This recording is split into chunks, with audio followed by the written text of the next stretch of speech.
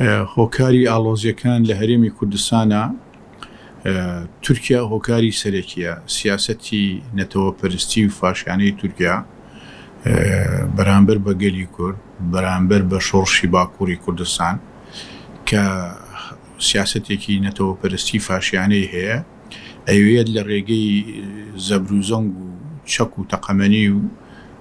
بەکارهێنانی سوپا و شێوەکانی تری تونند و توژیەوە مەسەلەی کورد یان کێشەی کورد لە باکووری کوردستان سەرکوت بکە و ئەو هێزە شۆڕژگێڕانە کە ئەوانەی خەباتی چەکداریەکەن ئەوانە لە ناو ببات و ئەوانی تریشکە لە شارەکانن هەمویان زیندانی بکات و نەیەڵێ وەکو مەسەلەیەکی کورد کە لە باکووری کوردستانە هەیە کۆتایی پێبێنێ. بۆ ئەم مەبەستە تورکیا پەنای بردوتە بەر باشووری کوردستانیش هاوپەیمانیەکی ڕانەگەیەنراوی لەگەڵ هێزەکانی باشووری کوردستانە کردووە بە تایبەتی لەگەڵ پارتی دیموکراتی کوردستان توانم بڵێم لەگەڵ پێگاتەکانی حکوومەتی هەرێمی کوردستان ئەوان هەم ئاسانکاری بۆ بکەن هەم هاوکاری بکەن. ئەمە هۆکارەکەیەتی لەم لاشەوەی شۆڕشی کورد لە باکووری کوردستان کە ئەمڕۆ کەجەکە سەرپەرشتیەکە بە ئیرادەیەکی بەقووەتەوە ئامادەیی نیشانداوە کە بەرگری بکە و ئامادەی چارەسەرکردنی ئاشتیانەی کێشەی کوردیشە لە باکووری کوردستان و ئامادەیە باشووری کوردستانیش بپارێزێ لە هەمان کاتدا تێکۆشانەکە بەرامبەر ئەو سیاسەتە نەتەوەپەرستیی تورکیا بە سیاسەتێکی دیموکراتی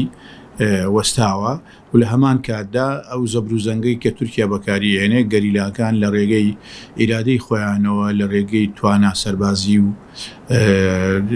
زانستیەکانی خۆیانەوە ڕوبەڕووی سوپای تورکیا وەستاونەتەوە ئەوەی جێگەی داخە کە حکوومەتی هەرێمی کوردستان بە تایبەتی سەرۆکی ئەنجومەنی وەزیران ئەو زۆربەی توانم بڵێم بەشێکی لە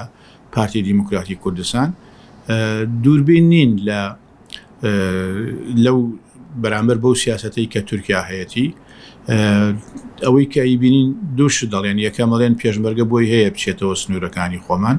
دووە مەڵێن باپەکەکە لەوێ نەبێنێ بۆی تورکیا نەبێ بە بیان و بۆ هاتنی تورکیا بەڵام لە ڕاستیدا ئەم بۆچوونانەی برادرانی پارتی بۆچوونێکی کورد بینن بۆچوونێکن خزمەتی دۆزی کورد ناکە ئەگەر بێت و ئێمە باسمان کردو لە ڕابردووشە ئەگەر بێت و پارتی کرێکارانی کوردستان لەو شوێنە نەمێنێ دوای ئەوە تورکیا پەلاماری هەرێمی کوردستانەدا هەولێر داگیرەکە و پێویستیش ناکا پێشمەرگە بچێتەوە ئەو سنوورانە چونکە لە دوای ڕوخانی ڕژێمی سەدامەوە هەتا ئێستا بە شێوەیەکی ڕێکوپێک گەریلا لەو قۆڵەوە هەرێمی کوردستانی پاراستووە و هەر کاتێکیش پێویست بوو بێ دابەزیوەتە خوارەوە بەبێ هیچ مەرجێک بینیمان لە کاتی هێرشی داعش بۆ سەر شنگاڵ هەپەگە و یەپەگە و تا کۆتایی هاتن بەرگریان لە کوردستان کرد بەرگریان لە یەزیدەکان کرد شەهیدیاندا لە مەخمور بینیمان چۆن هێرشی داعشیان سنووردار کرد بۆی پەلاماری هەولێر نەدا و یەکەم شەهید بە تایبەتی شەهیدی ڕۆژنامە ڕووس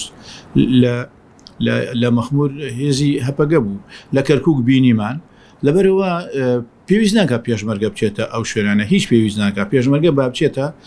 دەوروبەری خانەقین و کەرکووک و شوێنەکانی کە لەلایەکە و داعشێ لەلایەکی تریشەوە هەڵمەتی بە عەرەبکردنی کوردستان هەیە بۆیە ئەو سیاسەتەی پارتی دیموکراتی کوردستان گرتوێتێ بەر سیاسەتێکی هەڵەیە و لە ئایندەشدا من لەو باوەڕدام کە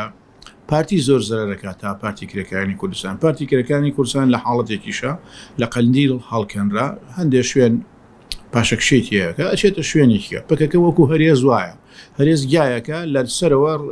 گوڵەکەی باوڕێنگیاکەی سەوزەکەی دیارە بەڵام جاری وا هەیە ڕێگەکەی 2 متر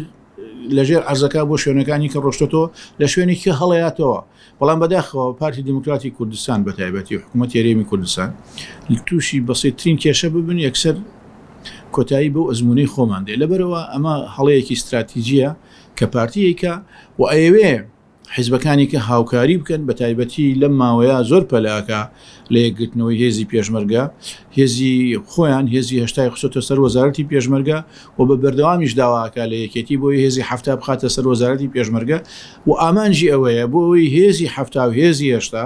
پارتی یەکێتی جارێکیگە شەڕی پەکەکە بکەن ئەبێ ناگام لێوێ برادرانی پارتی یەکێتی تۆزیانەیە خۆیان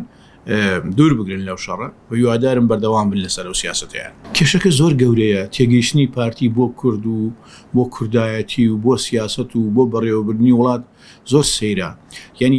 ئێمە عێراقێکمان هەیە بە دەستور گەرنتی مافەکانی گەلی کوردی کردووە گەرنتی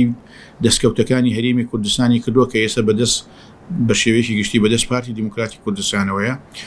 جێگری سەرۆکی پەرلەمان لە پارتی دیموکراتی کوردستانە دوو وەزیری هەیە وەزیری دەرەوەی وەزیری ئاوارەکە کۆچبەرانی هەیە یعنی حکوومەتی عێراق بەشێکی بەدەست کوردەوەیە بە تایبەتی بەدەست پارتی دیموکراتی کوردستانەوەی کەچی هەندێک سیاسەتەکە لەگەڵ سوپای عێراق لەگەڵ حەشدی شعبی تەنسیق ناکە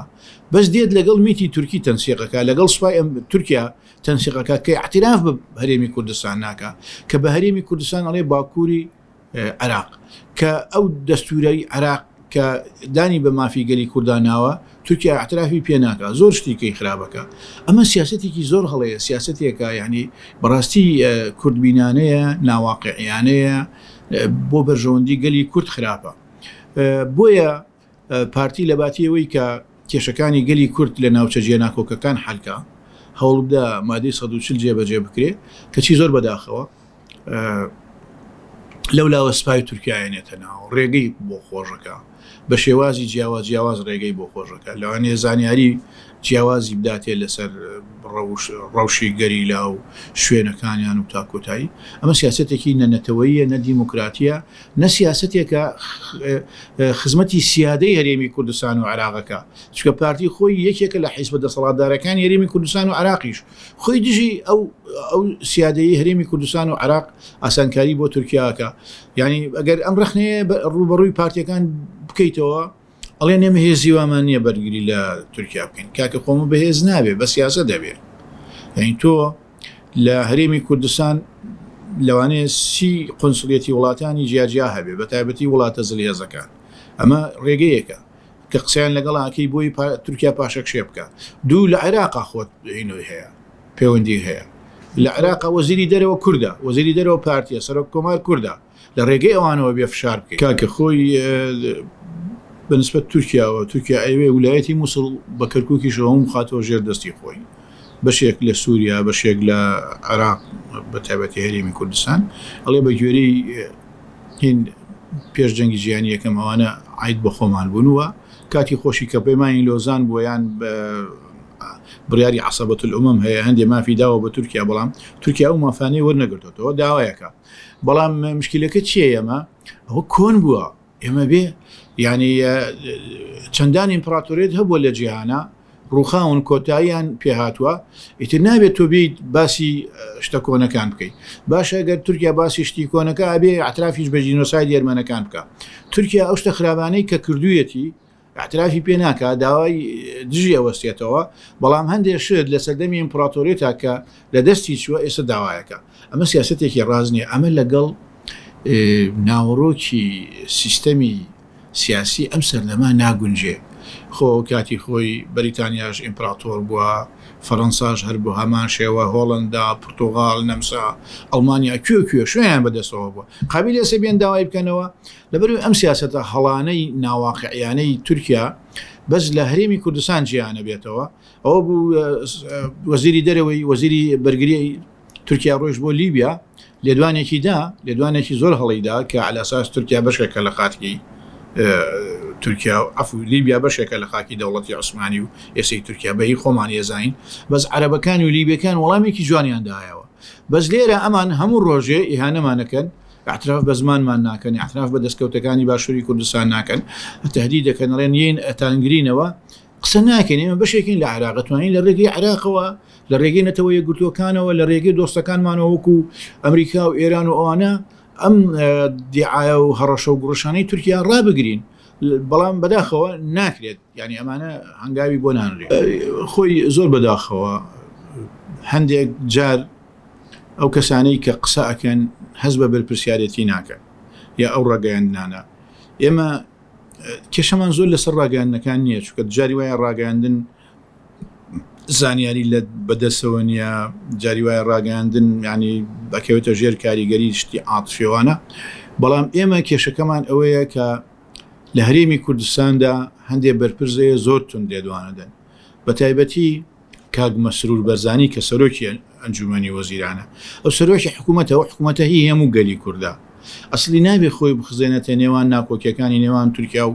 گەلی کورد لە باکووری کوردستان ئەمە شتێکی زۆر هەڵەیە ئەگەر خۆشی بخزێنێتە ناو ئەو ناکۆکیانە ئەبێت لەگەڵ گەلی کووردا بێت چکە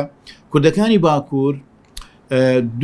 دوو پێگەی ینی با بڵین دوو سیاسەتی ئەساسیان هەیە یەکەمیان ئەوەیە ئەیانوێ ئەزمموی باشووری کوردستان بپارێزن پێشی بخەن هەندێک جاریش ڕخنەی لێگرن دووەم ئەیانەوێ هەرێمی کوردستان لە چنگی تورکیا ڕزگارکەن بەڵام بەداخەوە سەرۆکی ئەنجومەنی وەزیران کە نابووە بەو شێوێ بکات بەردەوام هەڕەشە ئەکات ماوەی تقریبان چەند مانگێ لەمەوە پێش بەر شێوەیەکی ناڕاستەخۆ پەکەکەی وەکو تیرۆریست لە قەڵەمدا و ئێسش کە ئەو ڕووداوانە ئەبێت بەرپرسانی پارتی بەرپرسە گەورەکانیان باسی تۆڵەکەن من لەو شەوانە لە کەناڵێکی ڕاگەیانی سەر بە پارتی بووم برای یەکێک لە شەهیدەکان قسەی کرد منیش لەوێ بووم برای شەهیدەکە زۆر ئینسانیانە زۆر نەتەوەیانە زۆر بەرپرسانە ئەیوێت من هیچ قسەیەک ناکەم کە دڵی دژمن خۆش بێ ئەو شەهیدەی من بە قوربانی هەموو چوار پارچەی کوردستان بێ ئەیوێت ئێمە بە دووبای تۆڵا ناگەڕین با کۆتایی بە شەڕی براکوژی بێت ئەمانەیەوت بەڵام بەداخەوە کاک مەسعود لێدوانێکیدا ینی ئەڵێ ئێمە تۆڵاکەینەوە لەو کەسانەی کە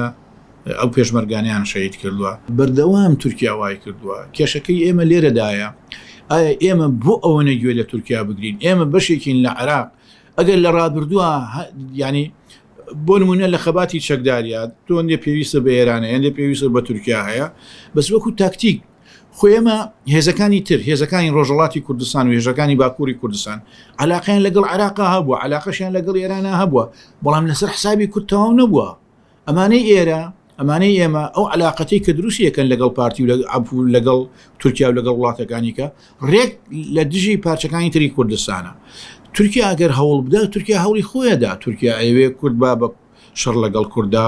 خۆی دانیشێ پێ بکەنێ تورکیا ئەوێ سومعی کورد دابەزێنێ پارتی لە دڵەوە حەزەکە پەکەکە نەمێنێ پارتی ئەوە خاڵێکێتی چۆن نازانێ بەس بەنسبەت شەڕەکەەوە تورکیا ئەگەر زۆر زەختی لێ بکە ئێوە شەڕ بکە شەڕەکە بەڵام تورکیا پارتی دووش مەسەلە ڕێگری لەکە یەکەم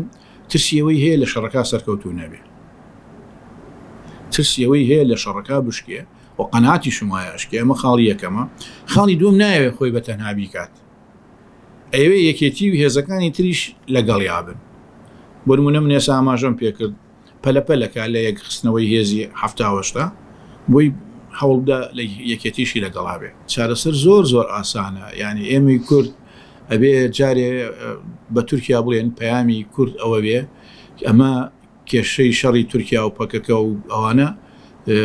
کێشەیەکی سیاسیە کێشەی میلەتێکە ماف و ئازادیەوێ لە چوارچێوی تورکایەکی دیموکراتیدا زیندانیکردنی سیاستمەداران بەسە